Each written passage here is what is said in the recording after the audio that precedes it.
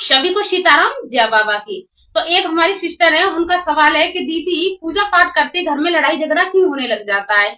मैं कभी पूजा नहीं करती थी और जब मेरे घर में सुख शांति थी, लेकिन जिस दिन से मैंने घर में हनुमान जी की पूजा पाठ चालू की है, सुबह शाम उनका दीपक जलाती हूँ, हनुमान चालीसा का पाठ करती हूँ, सूर्य देवता को जल देती हूँ, उस दिन से ही मेरे घर में लड़ाई झगड़े जोर जोर से होने लगे। ऐसा क्यों है। ये हमारी एक सिस्टर का ही सवाल नहीं है, ये बहुतों का सवाल है। और ये सिर्फ खाली मेरी यूट्यूब फैमिली का ही सवाल नहीं है, जो लोग मेरे आसपास भी जो रहते हैं, जो रियल में ही जो मेरे आसपास जो रहते हैं, उनका भी बहुतों का यही सवाल है कि अगर हमारे घर में हनुमान जी की पूजा हम करते हैं तो हमारे घर में लड़ाई झगड़ा बहुत जोर जोर से होने लग जाता। ऐसा क्यों होता है। क्या हनुमान जी की पूजा इतनी कठिन है तो उनकी पूजा करने से घर में झगड़े होने लग जाते हैं। तो ऐसा कुछ भी नहीं है। आप जो पूजा पाठ जो घर में जो करती हैं, उसमें आप कहीं ना कहीं गलती करती हैं, जिसकी वजह से आपके घर में झगड़े होने लग जाते हैं, उसका उल्टा प्रभाव पड़ने लग जाता है। तो आप किस तरीका से पूजा करती हैं हर रोज, मुझे नहीं पता है इस चीज का, लेकिन जो मैं आपको बताने वाली हूँ वो सुनिए। बहुतों के घर में नकारात्मक रहती है। जब हनुमान जी की पूजा पाठ करने से पहले उनका पूरा राज रहता है उस घर परिवार पर, उस घर पे रहता है, उस घर में जितने सदस्य रहते हैं उन सब पर रहता है। लेकिन जैसे ही घर में हनुमान जी की पूजा होनी चालू होती है तो उन्हें घुटन महसूस होने लगती है। वो ये चाहती हैं कि इनकी पूजा इस घर में ना हो। अगर इनकी पूजा होगी तो दूर दूर तक उस घर में संकट नहीं आएगा। कहते हैं ना, संकट कटे मिटे सब पीड़ा, संकट कटे मिटे सब पीड़ा। शरीर में कहीं भी पीड़ा भी नहीं रह सकती है। जिस घर में जो हनुमान जी की पूजा करता होगा उस घर में हमेशा हनुमान जी के नाम का दीपक जलता हुआ आ रहा होगा। उस घर में, उस घर के जितने भी सदस्य हैं, किसी के शरीर में इतनी भी पीड़ा नहीं आ सकती है।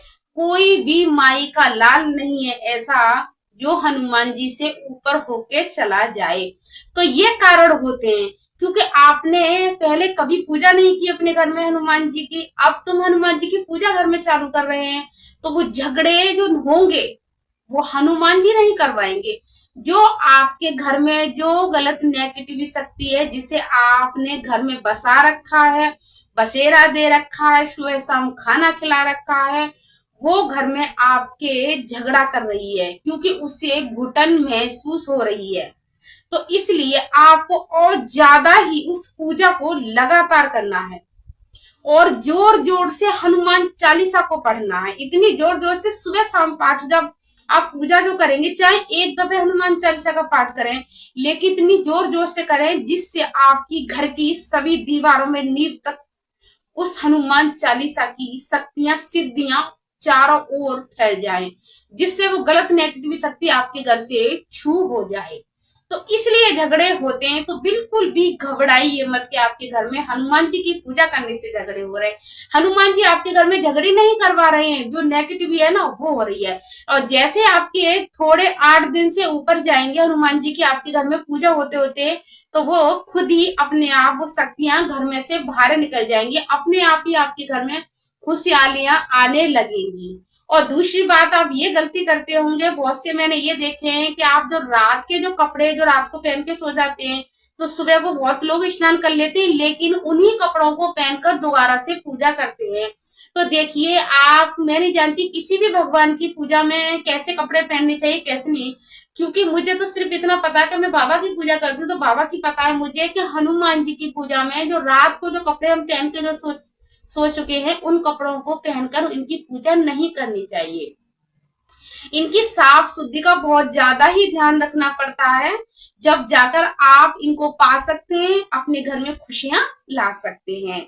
तो हमेशा ध्यान रखें, सुबह को नहा धोकर साफ सुथरा रहें, अपना घर का पूजा साफ रखें। सबसे बड़ी बात, अगर आपके घर में आपका पूजा मंदिर घर साफ है तो आपके पूरे घर में लक्ष्मी जी का वास है। अगर आपका पूरा घर साफ है और घर का मंदिर ही गंदा है तो लक्ष्मी जी का वास उस घर में कहीं भी नहीं है।